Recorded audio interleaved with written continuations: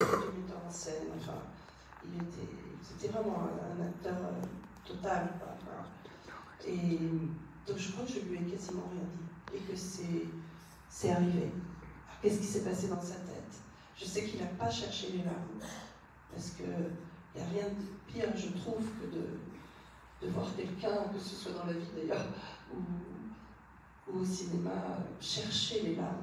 C'est essayer de se faire pleurer, c'est terrible.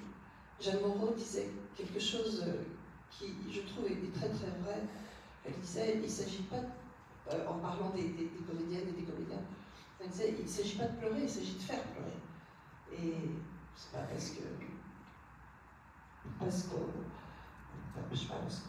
a de l'eau qui coule des yeux qu'on fait pleurer. Ça n'a rien à voir. Et voilà, et c'est toi, voilà.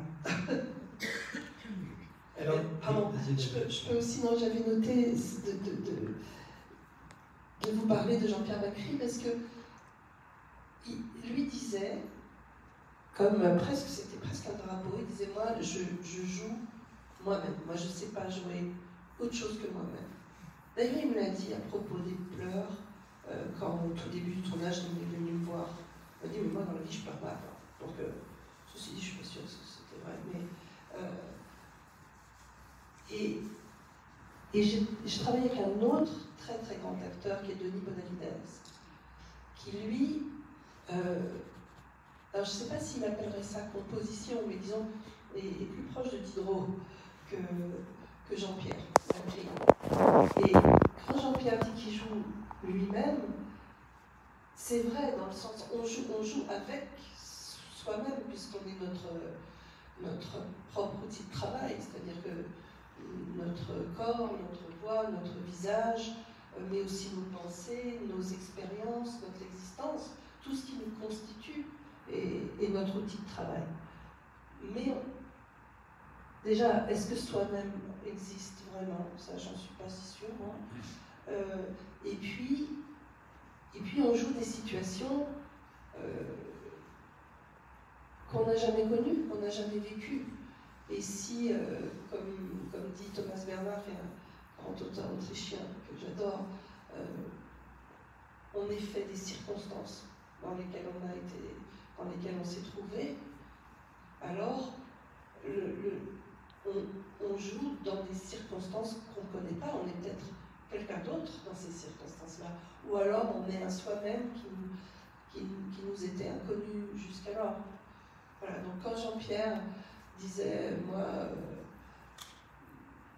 moi je ne sais pas jouer autre chose que moi-même, c'était une façon de se... C'était une pudeur en fait, c'était une façon de se défendre, d'être l'immense acteur qu'il était. Et d'ailleurs, je ne vois jamais le film, mais là, en voyant l'extrait, je n'aime pas le cadre, mais c'est aussi parce qu'il se cache. Il se cache du coup de son oreille. Si j'avais su qu'il allait pleurer, qu'il allait se cacher, j'aurais pas mis la caméra là. Mais bon, personne ne le savait, pas même lui-même. Alors justement, tu parlais de Bonavides. Là, on a pensé une scène qui est complètement innocente, enfin, il ne se passe pas grand-chose. Donc c'est Camille Redouble. Donc après, tu deviens comédienne dans tes propres films. Tu retrouves ta vocation première. Et donc là, tu es confronté à Benito Dalles. Camille Redouble, c'est une jeune fille, une femme qui retourne en enfance tout en gardant son physique de femme. Enfin bon. Et à la fin, elle retrouve son professeur, donc un Benito Dalles.